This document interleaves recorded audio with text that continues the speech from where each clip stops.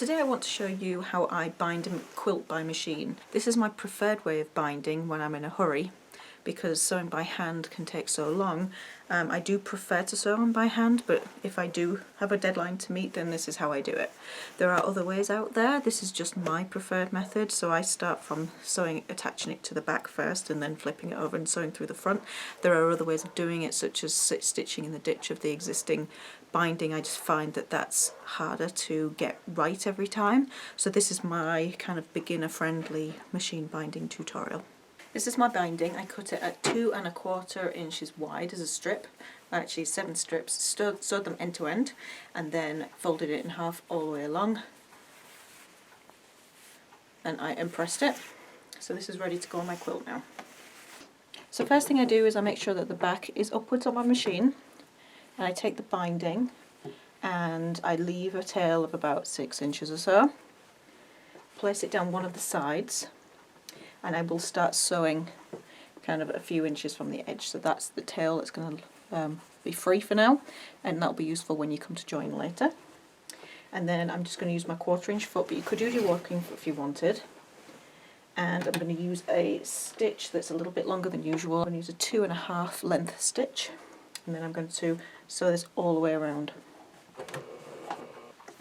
So when I get to the corner, I'm a couple of inches away, and this is where I need to plan how I'm going to miter it.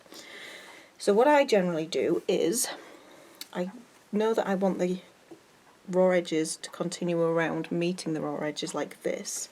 So what I do is I kind of drape it around, so I know that I've kind of got this amount to work with, and then I squish it with my fingers until I get a join where the folds are touching each other, but it also follows around the edge.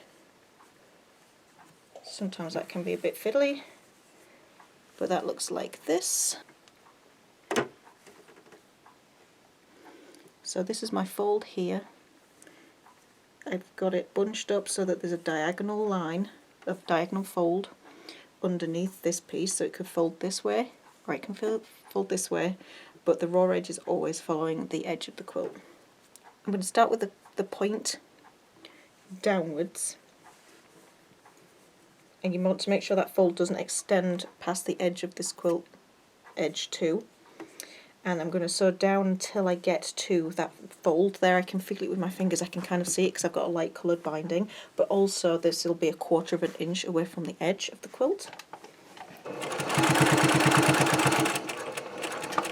So once I get there, I'm actually going to just turn my quilt 45 degrees and just sew off towards the corner. Put my thread.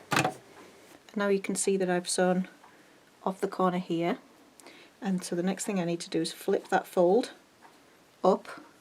So now I'm ready to sew, and I'm going to go from the edge of the quilt completely, and then I can continue down the other edge. So this is the adjacent edge. And you can pin this if you prefer as well, I just don't tend to pin very often.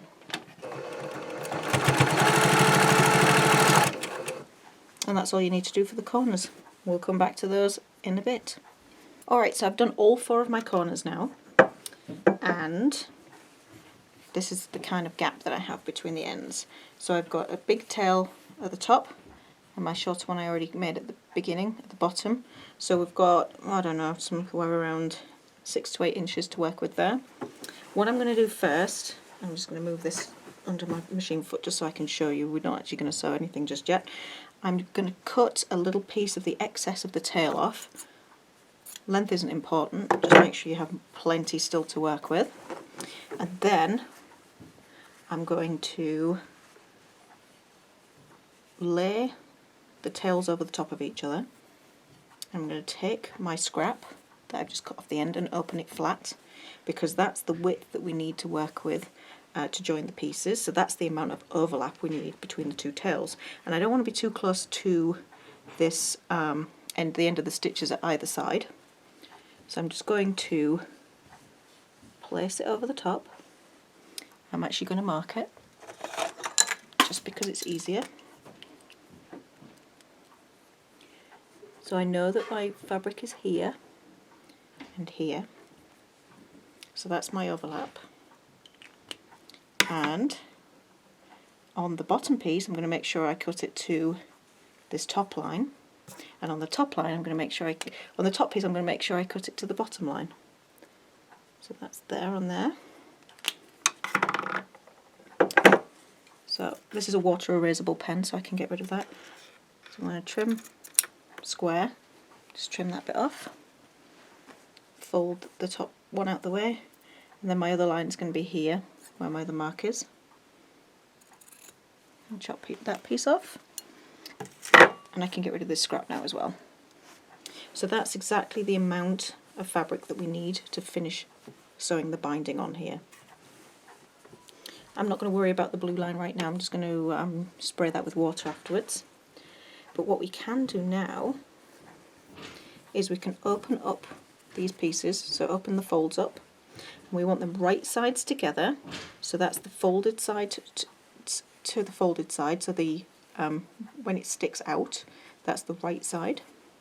We're going to put them corner to corner, like when we mitered to make the binding in the first place, which I didn't show you, but it's the same principle. I'm going to grab a pin because even I pin this particular bit. And if you want as well, you can draw a line to sew along. Actually, I'm going to put the pin that way because then I can sew over it. What we will be doing is we'll be sewing from the point on the bottom, diagonally, all the way across to the point on the top, and that should be a 45-degree angle. So it's going over where my pin currently is, and that will join those pieces. If you want, you can pin it more than this. That makes sense to me. And you're also not going to be attaching that to the quilt, you're literally just sewing binding to binding at this point. This is why the excess helps, because it means that this isn't bunching up so much. And I tend to eyeball mine, if I'm honest.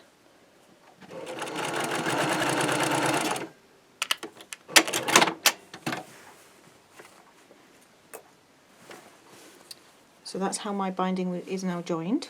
I'm just going to cut that excess triangle off the back. And you can press it if you want. I'm not going to. I'm just going to make sure I ease it really well. And then you can continue joining the ends from where you finished to where you started.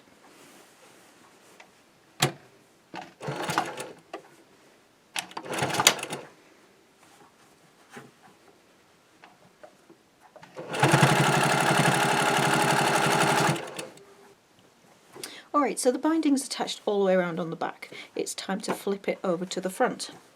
And you can do this different ways. My preferred method is this. So I will trim the corners off as I get to them, just that tiny little bit where your binding point is. And I fold the binding to the front. You can use wonder clips as well. A lot of people like those, but you will need to remember to keep taking them out as you go. And I just like to make sure that I fold it over the line of stitching from the back, and then I stitch as close to the edge as I can get, maybe within about 1/8 of an inch, so I'm not completely right on the edge. And that will show it as a line of stitches all the way around on the back, on the inside of the binding. So you will see these stitches. You might want to change your bobbing thread to match the backing if that bothers you.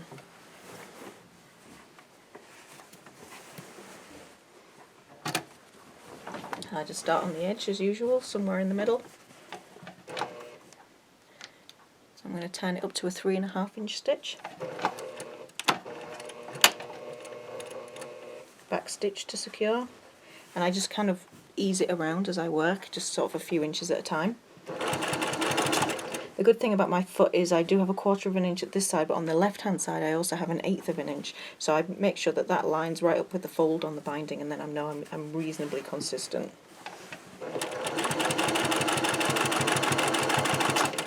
Once we get to the corners, you'll find when you wrap it over that you end up with like this bit of excess that sticks up. So what you'll do is you'll fold it down, and you do the edge that you're working on first, you fold that down first, and then you'll fold the next edge binding up to meet it. And then you should find that the point of that fold meets with the edge of the previous binding, so that you end up with a nice mitre. I tend not to worry about doing that just yet. I wait until I'm a little bit closer. It's easier to work with when you're a little bit closer. So I lift my foot. My binding's already folded down because it's taking the tension from the previous stitches. It's lent from that. And we're going to fold up to meet it. The bottom, or the next edge even. The needle's down at this point. And then we're going to just sew so that we're just one stitch into that fold. Lift the needle up and see how it's holding that in place. We're going to pivot with the needle down, sorry, not needle up.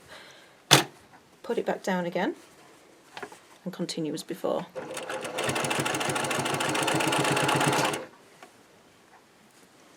And that's what our mitre looks like.